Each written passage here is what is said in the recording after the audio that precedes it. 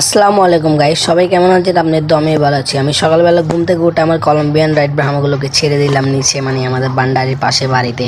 তারপর আমি বিকালবেলা চলে গেলাম আমার পাহাড়ের লাজ্জা মুরগি যেগুলো আছে দাড়িওয়ালা, সেগুলোকে দেখার জন্য। দেখেন বাচ্চাগুলো খুব অঞ্চল, মানে খাবার খাচ্ছে সবগুলো দাড়িওয়ালা, যার থেকে দাড়িওয়ালার বাচ্চারা ইনভেস্ট করবেন। তারপর আমি এখন আবার চলে গেলাম আমার যেগুলো মানে বাচ্চা আছে ফিল্ডব্যাকের বাচ্চা, সেগুলো দেখার জন্য। দেখেন ফিল্ডব্যাকগুলো খুব অঞ্চল, এগুলো দেখতে কিন্তু আমাদের চট্টগ্রামে কতগুলো মুরগি বলে হ্যাজে মুরগি না, এগুলো কিন্তু ফিল্ডব্যাক মুরগির যার থেকে রোজ করতে পারেন। দেখেন বাচ্চা আছে, এগুলো মেল ফিমেল দুটোটাই আছে। তারপর আমি চলে গেলাম আবার আমার পাহাড়ে দাড়িওয়ালাগুলো দেখার জন্য। দেখতেছি খুব অঞ্চল দাঁড়িয়ে উঠছে খুব ভালোভাবে, দেখেন যার থেকে ইনভেস্ট করতে পারেন। তারপর আমি আবার চলে গেলাম যেগুলো আমার লাজ্জা মুরগি আছে পাহাড়ে, মানে ল্যান্টা বলে চট্টগ্রামেরা। দেখেন ল্যান্টা মুরগি, এগুলো দেখার জন্য। দেখেন আপনাদেরকে দেখাচ্ছি, সবাই মাশাআল্লাহ বলে যাবেন।